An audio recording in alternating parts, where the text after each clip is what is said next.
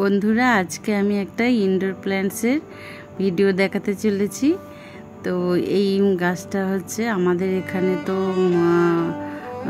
Broken heart বলে, মানে monster broken heart বলেই পরিচিত, কিন্তু এই গাছটার হচ্ছে মানে আসল নাম হচ্ছে সুইস চিজ প্ল্যান্ট।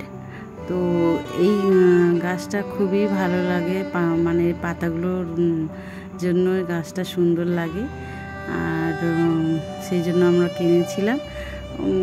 আমি কিনেছিলাম এটা মার্চ মাসের দিকে এই গাছটা কিনেছিলাম। তো এখন ভাবলাম যে রিপোর্ট করে দিই, নাহলে কয়েক মাস হয়ে গেছে।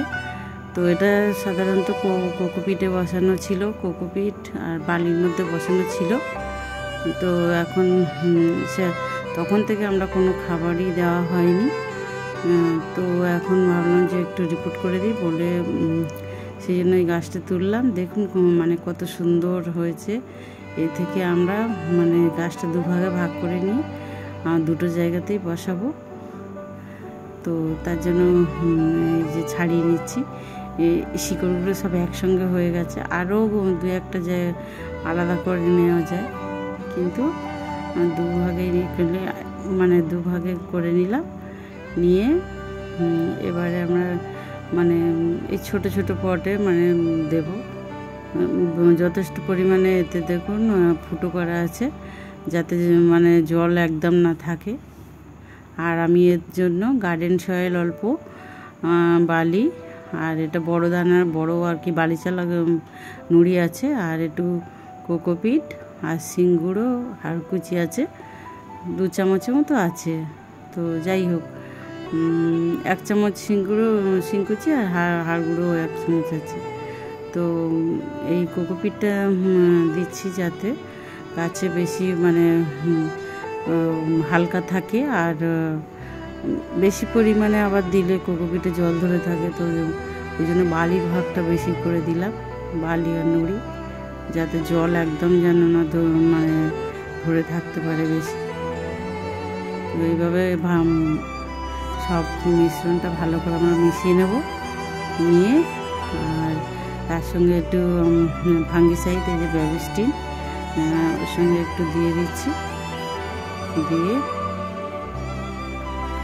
মিক্সড করে নেব। নিয়ে আর এবার আমরা দুটো পটের মধ্যে দিয়ে আর বসিয়ে দেব। তো এবারে দেখুন এই ভালো করে মিক্সড করে নিলাম।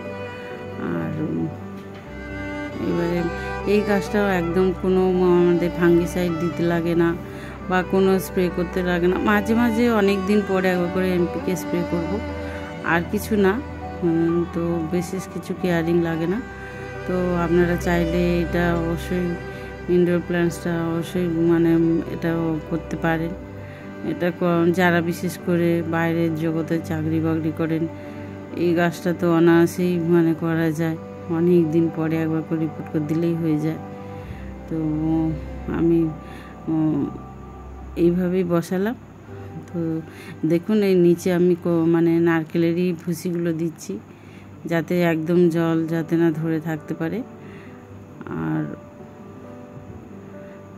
এই যে ছোটো ছোটো করে টুকরো করে দিলাম।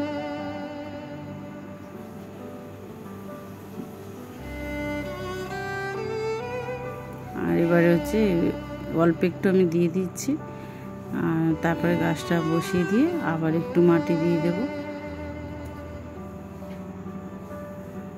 যাতে পুরোটা যাতে না ভর্তি থাকে, কিছুটা একটু খালি রাখতে হবে, রেখে তবেই আমরা গাছটা বসাবো।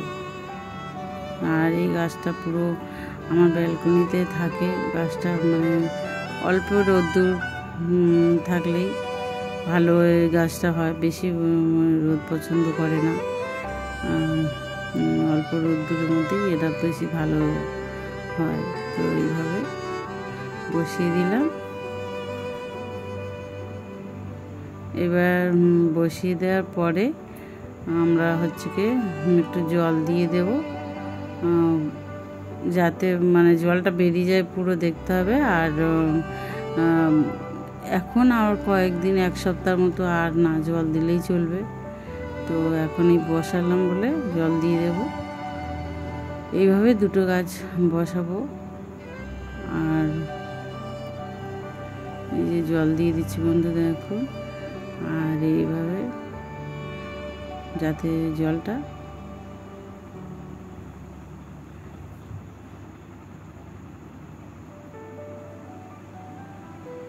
এরপরে আমি একদিন এনপিকে দেবো, 2-3 মাস হয়ে গেলে তবে আমি এনপিকে স্প্রে করব। তো এইভাবে দেখুন, এইভাবে আমি গাছটাকে বসিয়ে দিলাম। আজকে ভিডিওটি এই পর্যন্ত। ভিডিওটি যদি ভালো লেগে থাকে লাইক, শেয়ার, কমেন্টস করবেন। ধন্যবাদ।